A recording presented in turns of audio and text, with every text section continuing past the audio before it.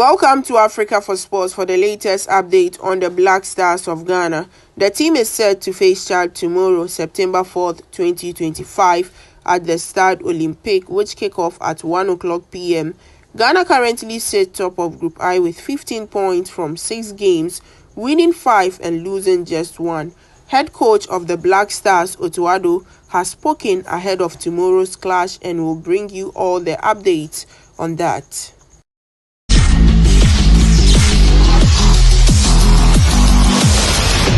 Ahead of the match, head coach of the Black Stars, Otto Addo, raised concerns about the poor state of the Stade Olympique, questioning why CAF approved it for international football.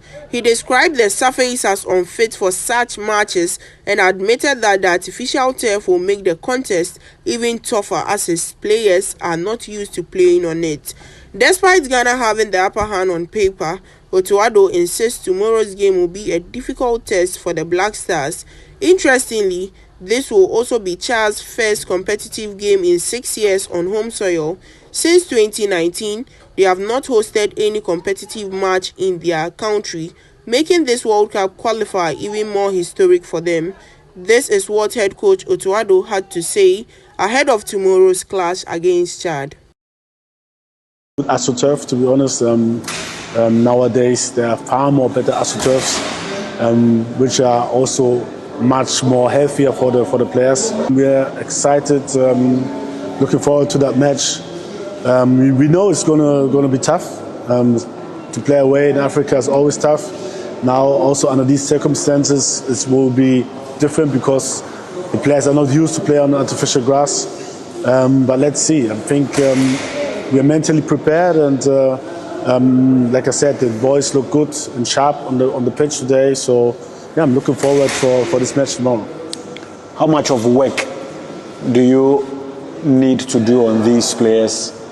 You've spoken about the pitch, you've spoken about they not being used to playing on an AstroTurf, and then also the fact that the whole country will turn up in their numbers tomorrow to support Chad because it's their first competitive game at home in 6 years. And it happens to be against your team. Yeah, it's a special moment, I think, for the country, for Chad.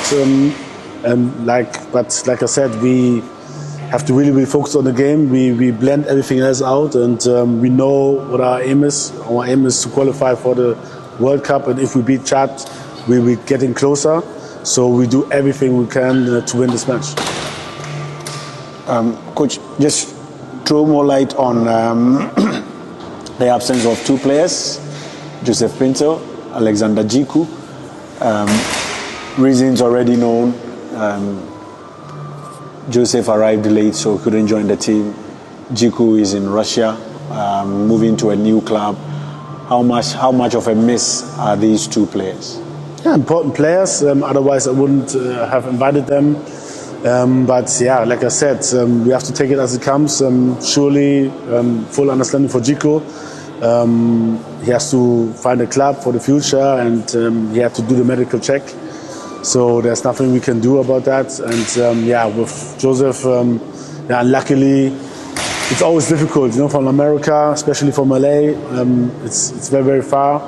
And sometimes, if there's one delay in any flight, you can't get the connection flight, and this is what happened to him. And unfortunately, he can't be joining us, but I'm looking forward for the next game, also for him to be part of the team. You've always spoken about taking one game at a time. You've got 2 matches in this window. Chad happens to take place tomorrow, and then Mali later.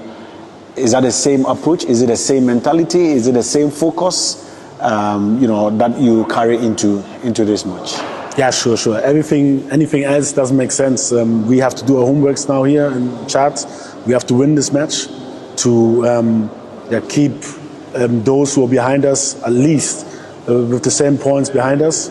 And if we are a little bit lucky, we can even extend the points. So we have to do our homework, and the worst thing we can do is to underrate Chad. I hear a lot of people talking about Chad as if they're not that good, and it's an easy win. People are already talking about the World Cup, but I think this is the biggest mistake we could do, to underrate a team to think we have already made it. No, it's hard work. It's going to be very, very hard tomorrow. It's going to be hot. It's an AstroTurf. It's a different terrain. They are at home. The fans will be cheering for them. So it's going to be difficult. Nowadays in football, there are no more small teams. And I know that surely if we get an early goal or so, it can be easier. But in football, anything can happen. And like I said, we don't have to underrate them. We have to be focused. We have to be concentrated. And we have to believe in ourselves. These are good points you have raised. But the fact that on paper, everybody look at Ghana and Chad and they think it's a foregone conclusion. Ghana will start at favourites. Ghana is on top of Group I. Chad haven't even won a single point from all the matches they have played, so far in 6 games. Do these points increase the burden of expectations? And does it also increase the burden to deliver in tomorrow's game? Sure. I mean, like I said, we're very close, but we're not there yet. And yeah, I just try to emphasize the players that they have to work even harder now. Nobody should relax or think it will go by itself. It's hard work, and for this we have to be very, very sharp and focused and to push each other. And then I think if we do so, we will get the right results. I like it this way rather than the other way around. So we have a lot of options. Really, a lot of Ghanaians are doing good all over the world. And it's really, really not easy. And we have a good team. We watch a lot of matches. We observe. We try to find out which player finds or fits to our playing style. And playing style. And like I said, I think and I hope we made the right decision at the moment. But surely there are a lot of other players which haven't been called, and we're always looking at their performance at their club, and surely also the performance which they had here. And this keeps it very, very positive. And like I said, I like it more this way, like make it difficult for me to decide who will come to the national team than the other way around, that we are lacking players and we're trying to look who can even play this standard. And I'm very, very happy that the situation is how it is now.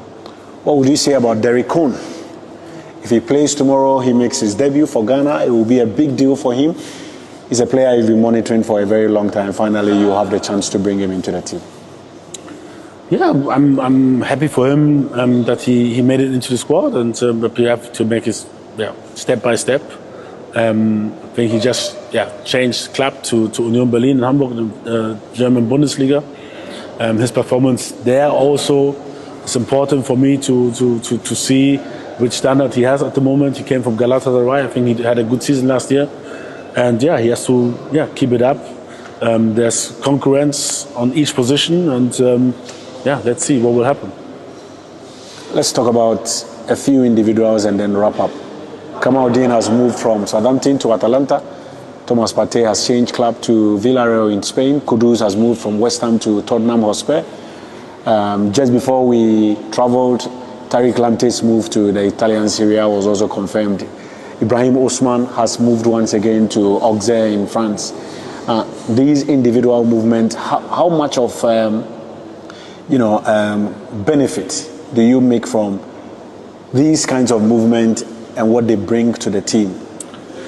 Yeah, I think in general every player should look to challenge himself, and if you have the possibility to, let's say, play on a higher stage or on a better team, you improve yourself, and this is also a plus for the national team. And once Kudus improves, because Tottenham is a stronger team than West Ham, it's better for us because it will challenge him more every day in training, but also the games. Once Ibrahim Osman improves, playing from the Dutch league, going to Ligue 1, which is, I think, a bit tougher in general, it will improve him because he will develop even more, and he has to find strategies to succeed in that league, and that will also at the end will help the national team. So I'm very, very happy that the players are making these kind of movements and changes just to develop and improve themselves, and at the end it will, if each individual will improve and develop even more to a higher stage, the national team will benefit of it. Okay, Coach, good luck. Thank you very much.